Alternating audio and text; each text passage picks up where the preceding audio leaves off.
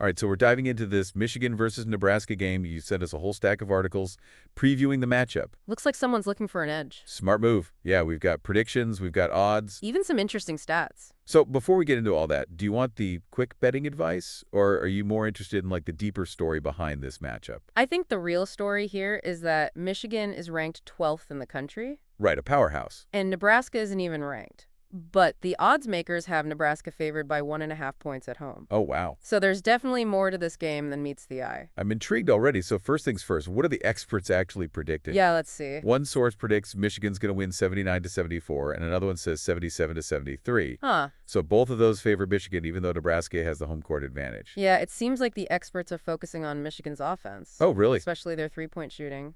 They shoot a much higher percentage from three than Nebraska does, and Nebraska's defense is known for giving up a lot of threes. Speaking of three-pointers, one analyst is saying to watch out for Michigan senior Nimari Burnett. They think he could have a huge game. Interesting. Yeah, he's been playing really well lately, and Nebraska's defense seems like the perfect matchup for him. That's a good point. He actually scored 18 points against Nebraska last year. Really? Yeah, and he hit 3 of 6 three-pointers. Oh, wow. So how do you think Nebraska's going to try to counter that? Yeah, that's the big question, right? Will they change up their defense, or will they just try to win in a shootout? That's a good question. Who knows? Well, the stats we have here paint an interesting picture. Michigan averages more points, rebounds, and assists than Nebraska. And they got a better field goal percentage, but Nebraska has a slightly better field goal percentage defense. See, this is what I mean. There's more to this than just looking at the rankings. For sure, for sure. And don't forget the human element. Right. Michigan's coming off a loss to Michigan State. Ouch. So they're going to be looking to bounce back. Yeah. But Nebraska's at home, and they have a chance to score a big upset. Yeah, it'll be a great atmosphere. It really could come down to who wants it more. Absolutely. And both teams have those key players who can swing the momentum. Like Nebraska has Brice Williams, their leading scorer. Right, and Michigan has Vladislav Golden, who's averaging almost 16 points a game. Yeah. So we've got star power on both sides. We do. This is shaping up to be a really good game. It is, and there are so many other players who could have a big impact, too. Oh, yeah. Like for Nebraska, there's Bert Gustafsson, their leading rebounder. He's a beast on the board. Yeah, and Connor Esigian is their best three-point shooter. Right, and for Michigan, you got to watch out for Daniel Wolf. Oh, yeah, he leads the team in rebounds and blocks. Which is really impressive. It is. And then you've got their point guard, Trey Donaldson, leading the team in assists and steals. So we've got a clash of styles here. We do. Potential breakout performances and some serious talent on both sides. Absolutely. So what does all this mean for you, the person trying to figure out this game? Right. Well, if you're looking for a safe bet, taking Michigan and the points seems like a decent strategy. Yeah, that's probably the smart move. But if you're feeling a little more adventurous and you think this one could be a high-scoring affair, Yeah. a bet on the over might be tempting. It could be. These teams have the potential to put up a lot of points. That's for sure. So let's look at some of those specific predictions and betting trends. Yeah, let's do it. One source is actually recommending betting Michigan plus the spread, even though they acknowledge Michigan has struggled against the spread lately. They've gone just 1-9 in their last 10 games. Wow. But they seem to think Michigan's superior three-point shooting is going to be the deciding factor. It very well could be. What do you think? I tend to agree. And that same source also likes the over on the total points, which is set at 150.5. Okay. Michigan's games are usually lower scoring, but they did have a stretch earlier in the season where they hit the over in 7 straight games. Huh. And Nebraska's recent games have been trending towards higher scores as well. Okay, so we're starting to see a picture emerge here. But wait, there's more. Oh. One source is suggesting a three-leg parlay, Nimari Burnett hitting at least three-pointers, Brice Williams scoring at least 15 points, and Michigan winning with the points. That's a bold prediction. Yeah, it is. And a risky bet, but it could pay off big time. It could. It's important to remember that these are just predictions, though, right? Like any sporting event, unexpected things can happen. Absolutely. The ball bounces in crazy ways sometimes. Players have off nights, and sometimes the momentum just shifts for no apparent reason. So true. So will Michigan be able to shake off that tough loss to Michigan State and regain their focus? Can Nebraska's coach, whose name we don't have in these sources, cook up some defensive magic to shut down Michigan's offense? Good questions. These are the things that keep me up at night. Me too.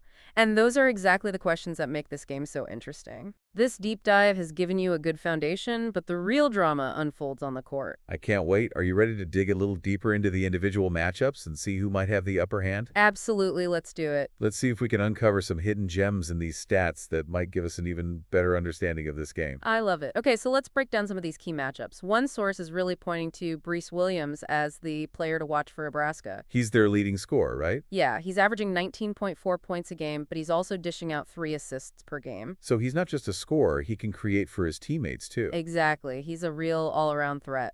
And for Michigan, Ladislav Golden is a name that stands out to me. He's putting up almost 16 points and 6 rebounds a game. Yeah, he's a solid player, but then you've got Danny Wolf, who's kind of a stat sheet stuffer. Oh yeah, he's averaging almost a double-double with points and rebounds. Yeah, 12.8 points, 9.9 rebounds, plus he leads the team in blocks. That's impressive. It really is. And let's not forget about Trey Donaldson, their point guard. He's averaging 12.3 points, 3.4 rebounds, 3.9 assists. And a steal per game. Yeah, he does it all. Plus, he's their top defender. So Michigan seems to have a really balanced attack with a lot of players who can contribute. They do, but can Nebraska's supporting cast keep up? That's the question. Well, we talked about Burke Bayou-Tunsil, their leading rebounder. Yeah. He's averaging almost 6 boards a game. And he can score a bit, too. Yeah, he's having 7.2 points per game. And then they've got Connor Esigian, their three-point specialist. Right, he's hitting over 2 threes a game. That could be a huge factor in this game, especially with Michigan being such a good three-point shooting team themselves. Absolutely. It'll be interesting to see if Nebraska can match Michigan's firepower from downtown. Yeah. But they do have some defensive strengths, too. Sam Hortberg leads the team in steals with 1.3 per game, and Bayou-Tunsil averages 0.7 blocks. So it sounds like both teams have their strengths and weaknesses. They do. Michigan might have the edge in terms of offensive firepower and rebounding, while Nebraska might be a little bit better on defense. Yeah, that's a fair assessment. This really is shaping up to be a close game. It is. But remember, stats only tell part of the story. Right. There are so many other factors that can come into play, like coaching momentum and just plain old luck. You're right. You can never predict those things. Exactly. One thing I found interesting in these sources was they mentioned Mimigan's game at Pinnacle Bank Arena last season. Okay. Nimari Burnett had a really strong performance in that game. Oh, the potential game changer we were talking about earlier. Yeah, exactly. He scored 18 points and hit 3 out of 6 three-pointers. So he's had success in this arena before. He has, but of course every game is different. Past results don't guarantee anything. That's true, but it's definitely something to keep in mind. It is. It adds another layer of intrigue to this matchup. For sure. Okay, so we've looked at expert predictions, team stats, individual matchups. And a bit of historical context. Is there anything else we can dig into to get an even better understanding of this game? Well, one of the sources breaks down each team's performance against the spread this season. Oh yeah, the betting trends, sometimes those can reveal some interesting patterns. They can, so it looks like Nebraska has a 10-8 record against the spread this season. Okay. When they're favored by 1.5 points or more. So they've covered the spread more often than not in those situations. Yeah. What about Michigan? Let me see. They're actually 3-1 against the spread as an underdog by 1.5 points or more. Wow. So even though they're the underdog in this game, they've actually been pretty good at covering the spread when the line is this close. Exactly. That's why those betting trends are so interesting. It is something to think about for sure. It is. It suggests that Michigan might be a good bet to cover, even if they don't necessarily win the game. Man, this is getting complicated. I know. We've uncovered so much information. Is there a way to simplify it all? Like, what's the one key takeaway here? That's a great question. If I had to boil it all down to one essential insight, it would be this. While Michigan looks like they have the advantage on paper, statistically speaking, this game is going to be incredibly close and could go either way. Yeah, I agree. There are just so many factors at play. But isn't that what makes sports so exciting? The drama, the uncertainty, the possibility of an upset? You said it. That's why this Michigan versus Nebraska matchup is so intriguing. Right. It's a clash of styles, a battle of strengths against weaknesses, and ultimately it's going to come down to which team can execute their game plan more effectively under pressure. I can't wait to see how it all plays out. So you've heard all the predictions, you've analyzed all the stats, you've considered the individual matchups, and you've even looked at the betting trends. The question is, who do you think is going to win this game? Wow, that's the million-dollar question, isn't it? It is. I'd be lying if I said I knew for sure. Based on everything we've discussed, I think it's safe to say this one's a real toss-up. I wouldn't be surprised if either team won. Wow, a real nail-biter. So you're not even going to try to predict a winner? Nope, it's more about just enjoying the matchup for me. You know, appreciating the talent on both sides. I like that. That's the beauty of college basketball, right? The passion, the intensity, the unpredictability. You got it. It really is anyone's game on any given night. Well, this deep dive has given you a ton of information to consider. Yeah. But like you said, the real answer comes out on the court. One last thought I want to leave you with. Okay. Pay attention to the coach. Michigan's coach, Dusty May, is known for his offensive schemes. Oh, that's right. How do you think Nebraska's coach will counter that? We still don't have his name. Good question. Will they try to slow the game down, force turnovers, or maybe go toe-to-toe with Michigan's offense? Those are great questions. The coaching decisions could be the deciding factor in this game. Yeah, for sure.